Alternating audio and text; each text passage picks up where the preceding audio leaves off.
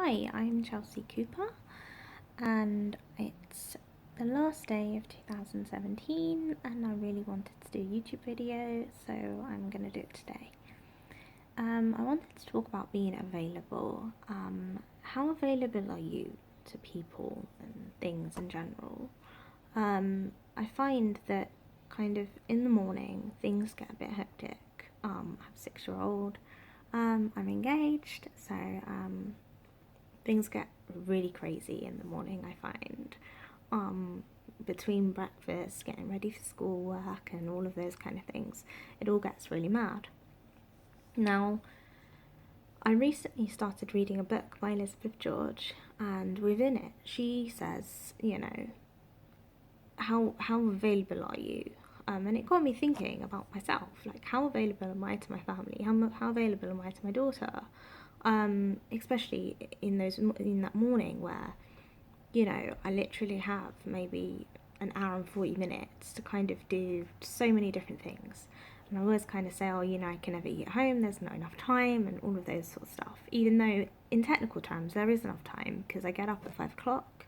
There should be enough time for me to eat, pray, and, then get my daughter up and do all of those kind of other things that one has to do. So in John 4, there's a chapter whereby Jesus talks to a Samaritan woman. Now, in those days, it would have been quite a surprise for Jesus to be talking to a woman, especially a woman of a different race and culture to him. Even though nowadays that's like not really, it shouldn't be an issue, but in those days, even just talking to a woman was quite a big drama because they were deemed as like second class kind of citizens. As wrong as that sounds, but in those days, that's how it was. So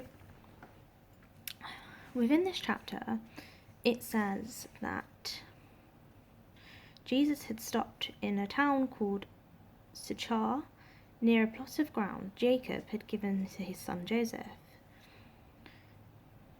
Jacob's well was there, and Jesus, tired because of his journey, sat down, and it was about the 6th hour, so it would have been early evening time. A Samaritan woman came to draw water, and Jesus said to her, "Will you give me a drink?" And his disciples had gone into town to get food. The Samaritan woman said to him, "You are a Jew, and I am a Samaritan woman. How can you ask me for a drink? For Jews do not associate with Samaritans." Jesus answered her, "If you knew the gift of God and who it was that asks you for a drink, you would have asked him, and he would have given you living water." "Sir," the woman said, "you have nothing to draw water with, and the well is deep.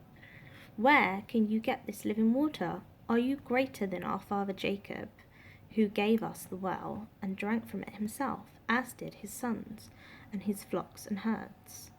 Jesus answered, "Everyone who drinks this water will be thirsty again, but whoever drinks the water I give him will never thirst." The woman said to him, "Sir, give me this water so that I won't get thirsty and have to keep coming here to draw water." He told her, "Go call your husband and come back." "I have no husband," she replied. Jesus said to her, "You are right when you say you have no husband. The fact is, you have had 5 husbands, and the man you have now is not your husband. What you have just said is quite true." "Sir," the woman said, "I can see that you are a prophet. Our fathers worshipped on this mountain, and the Jews claim that the place where he must worship is in Jerusalem." Jesus declared, "Believe me, woman, a time is coming where you will worship the Father neither on this mountain nor in Jerusalem." Now, I want to talk about loads of different things that he's just said to her. He told her all about her life, the amount of, males that she'd had in her life, and all of those kind of things. He showed her that actually, I know you. you know, I know things about you that you haven't told me. And this showed her who he was. But the point is, he was available to her. He was able to give her something no one else had given her. He gave her his time, and that's powerful, because what he did was he showed her, actually there's a greater way. You know, I can show you a better way. I can give you something that will ensure you're never thirsty again, which is really, really quite phenomenal. And the fact that he gave her the time of day is even greater, because, you know, in those days it wasn't heard of that they would be associated or even be in the same place. So I just want to leave with you, like, how available are you to people in your life, and how available are you to just how available are you, you know, and can you be more available? Can you be of more assistance to people, you know, and can you do it in a nicer way? And I wish you all a happy new year. Make sure you're safe and get home okay, and I will see you in the new year.